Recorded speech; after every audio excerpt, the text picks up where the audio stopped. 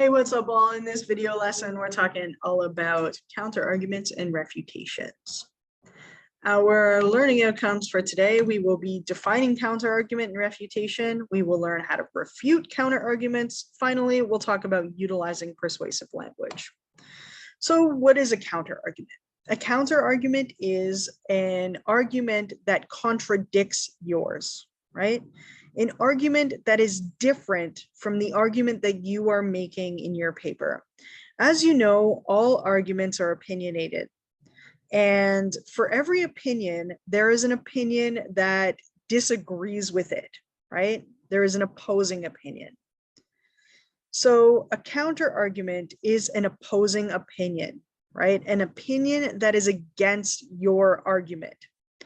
Counter argument is clearly very different from your opinion. It might believe that the opposite is true, for example, or it might raise a point that points out a problem with your argument, a limitation, just like a kind of a qualifier might do. Counter arguments are really important to use in argumentative essays because they show that you are critically thinking, right? They show that you are socially aware enough to understand that your opinion is just that. It's an opinion, and that other people are not going to believe you, right? Not everyone is going to subscribe to your argument. Some people are going to be difficult to persuade. You need to demonstrate that you're aware of that by including someone else's perspective in your paper, right? An alternative point of view. That's a counter argument.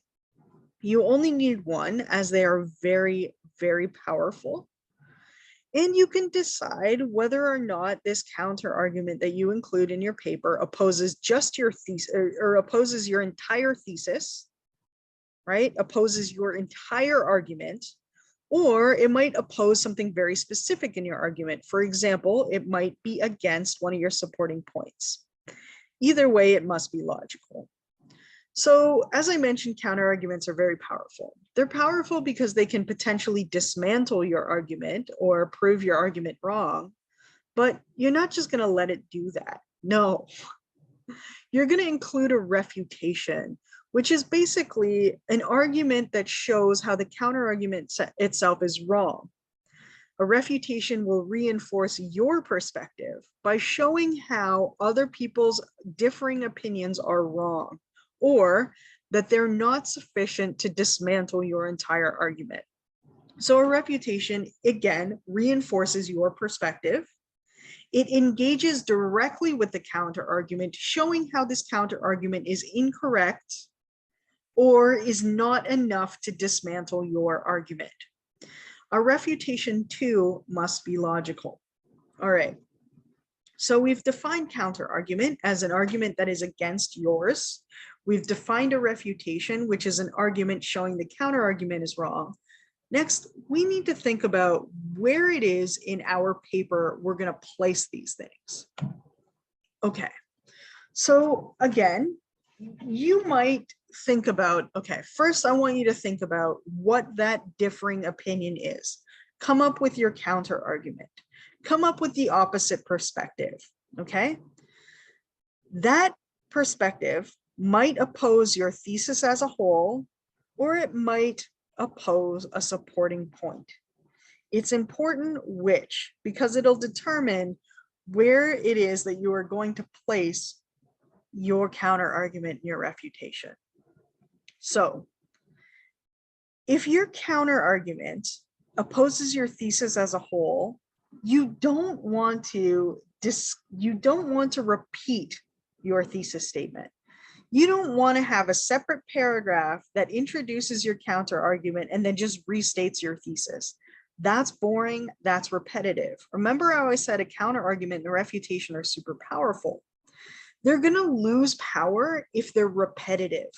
So I only want you to state your counter argument once and your refutation once.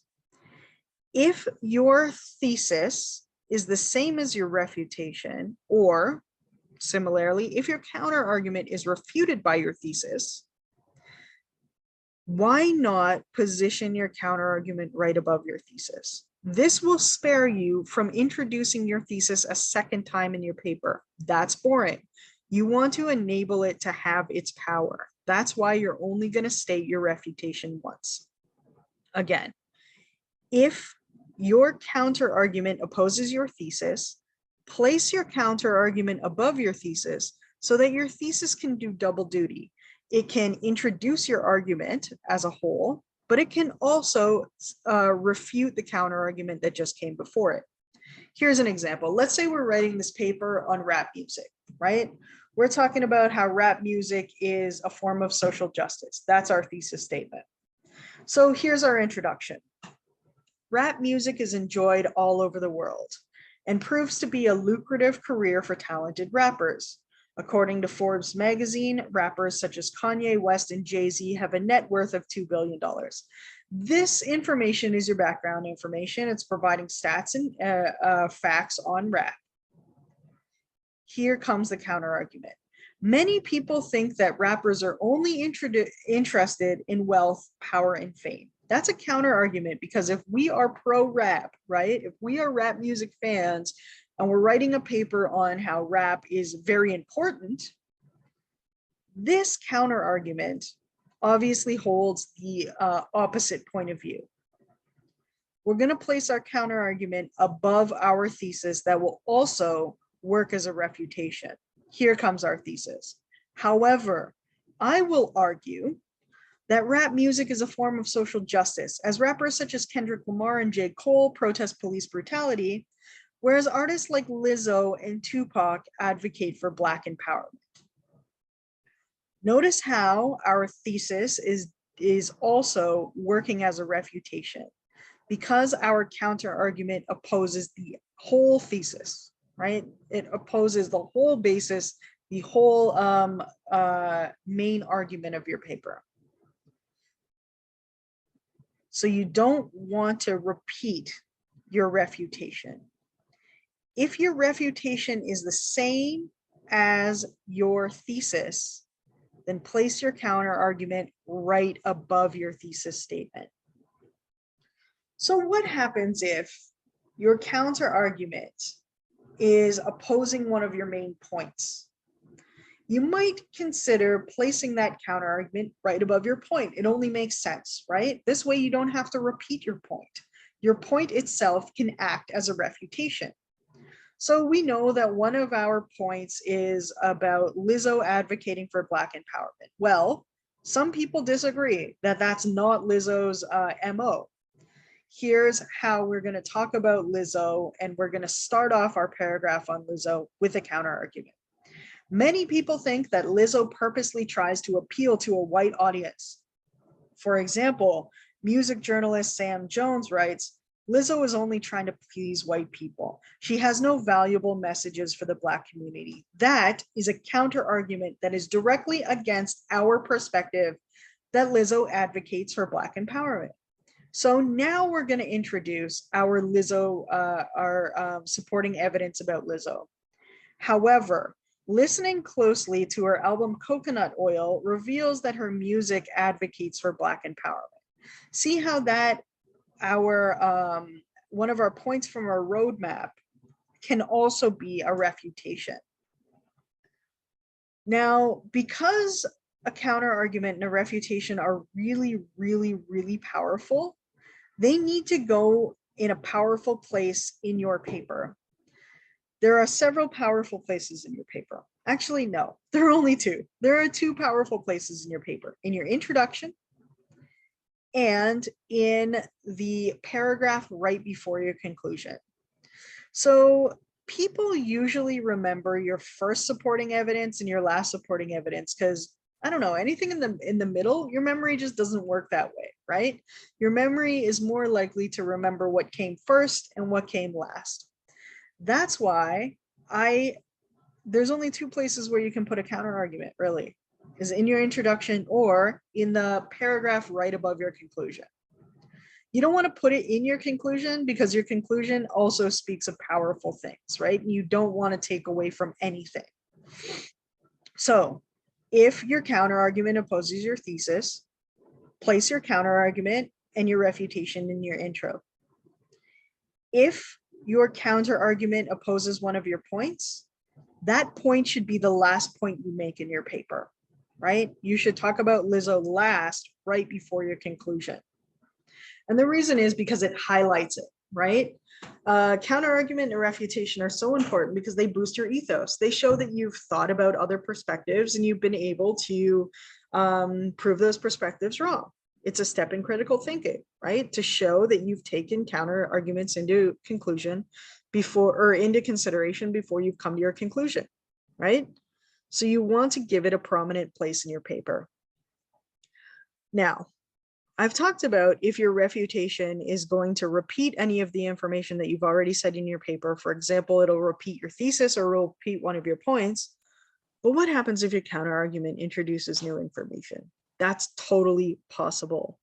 If your counter argument or your refutation is introducing new information, then you're simply going to put a counter argument and a refutation in a paragraph by themselves right above your conclusion.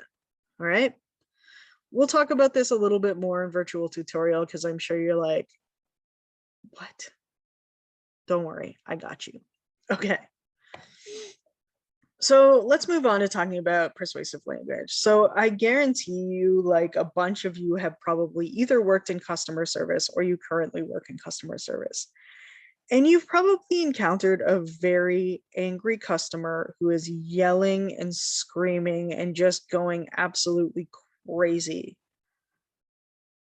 That's not persuasive. You're not going to get what you want or convince people if you're going insane, right? Like if you're absolutely just tearing somebody apart, if you're being aggressive, right? It's not persuasive.